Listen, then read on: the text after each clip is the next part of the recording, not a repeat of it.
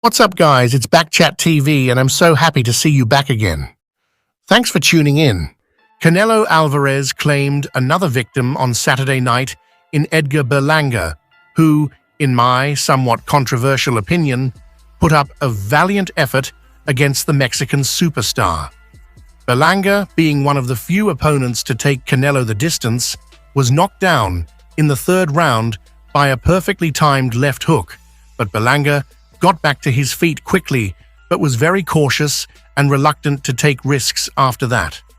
However, I felt like he posed way more of a threat to Canelo than Charlo did. In fact, Berlanga's performance was on par with highly acclaimed Mexican fighter Jaime Munguia, who also landed some hard right hands on Canelo. Berlanga had his moments, but Canelo's famous chin held up to the younger fighter's offense, and much of the drama came when the boxers traded fouls and heated words, the latter both during and between rounds. Berlanga, 27, threw a clear low blow in the second round after Canelo landed two illegal punches to the back. In the eighth round, Canelo seemed to intentionally throw a clean right cross after the referee had paused the action, in retaliation to Berlanga using his head as a weapon. And as the conclusion of the contest crept closer, the super middleweights continued to jab both physically and verbally, barking at one another during the rounds and between them. Yet after the final bell, the boxers immediately touched gloves and embraced before trading words again, but in much kinder fashion than before, and for some time. It all added an element of enjoyment to a fight that could have felt so formulaic in this late stage of Canelo's glittering career. The important details are that Canelo dropped his challenger with a perfect left hook in round 3, took Berlanga's 0, and retained the unified titles. I felt Berlanga missed a clear opportunity to hurt Canelo in round 11 when Canelo suddenly got visibly tired and Berlanga landed a nice right hand. However, Berlanga once again failed to use his youth and athleticism and follow up on any of those right hands, instead opting to be overly cautious even in the later stages of the fight. A unanimous decision win for the Mexican was the only possible result in the end. Post-fight, Canelo declared that he is the best in the world. "I did good. Now what they gonna say? I tried younger fighters. They always say I fought older fighters. They always talk. I'm the best fighter in the world. It could have been over in the third, but Eddie slows me down, and it works. I put on a great show for my people. He said he respects me so much, he feels bad the way he acted. He did good. I got a little angry. I'm Mexican, man. The victory means a lot. I feel great. I feel grateful. It's an honor for me to represent my country on this day. Mexican independence. I feel proud about it. Some people say that you don't love me, but guess what? You are here to support me. Viva Mexico, cabrones. I'm gonna rest, enjoy my family right now, and then decide what's next." The man many regard as the best pound-for-pound fighter on the planet, Terence Crawford, was watching closely. The 36-year-old from Omaha has been calling for the fight for around a year now and recently closed the gap in bulk very slightly by making his debut at super welterweight, 2 divisions down from where Canelo currently dominates. Towards the end of the fight, Crawford reiterated his desire by posting on social media, "Put me in the game, coach," clearly convinced that he poses much more of a challenge than Berlanga, and to this sentiment, I would have to completely agree with Terence Crawford.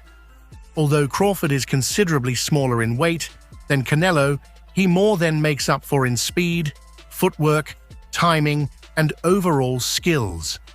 Canelo is flat-footed, and I think Crawford would fight at a blistering pace, implementing a ramrod jab combined with lateral movement, feints, and fast counters.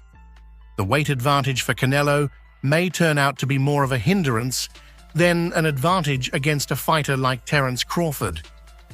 I think the fight between Canelo and Crawford might happen, as both fighters are on the back end of their careers, and both fighters know that if they win, they would be considered as one of the best fighters of all time.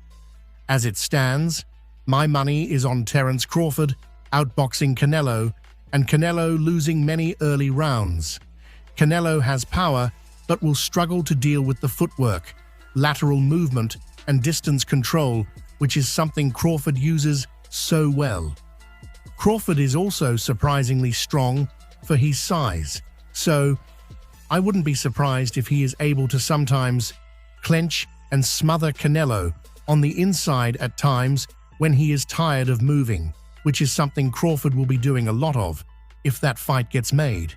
Like I said before, I love Canelo, but I just think Terence Crawford is more well-rounded. A close fight, but a points win for the man from Omaha. Danny Garcia and Erislandy Lara was initially a fight I was really looking forward to.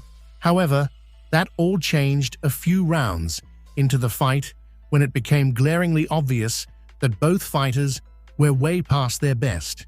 They both looked old and ready for retirement. Lara still seemed to have that fire and will to win, which was unfortunately missing from the former 147-pound champion, Danny Garcia. CompuBox stats revealed Garcia only landed 33 punches, while Lara landed a mere 63 punches. According to CompuBox, Lara, 31-3-3, 19 knockouts, landed more jabs than power punches, but his last power shot knocked Garcia down at the end of the 9th round. This marked Lara's 4th straight stoppage victory. Of the 18 rounds combined between the 36-year-old former 2-division titleist Garcia and the 41-year-old Cuban expatriate southpaw Lara, they landed double-figure punches in a scant 4 rounds. Garcia was coming off a career-high 26-month layoff, and it showed. "I'm okay," Garcia said. "I came off a 2-year layoff and tried to be great, and it wasn't my night. No excuses. I didn't think the layoff would affect me like that, but there's no excuses. I couldn't find my rhythm." He had a strong jab and was controlling the distance well. "At the end of the day, my dad, Angel, is always going to do what's best for me. I tried to conquer a 3rd division, and I came up short. I've been at the top of the game for a long time. I take this on the chin like a true champion." Garcia apologized to his fans and the T-Mobile Arena crowd. This was supposed to be a difficult test for Lara, the ring's number 4 rated middleweight. He agreed to take on Garcia at the 157-pound catchweight, which seemingly could have been more difficult for Lara to come down to than it was for Garcia to come up. It did not look like it. The two closed the first round to boos. Though it was evident Lara was going to use his 7-inch reach advantage, he poked at Garcia's midsection, trying to lure Garcia to punch so he could counter. What little Lara did land appeared to dab a reddish hue on Garcia's face.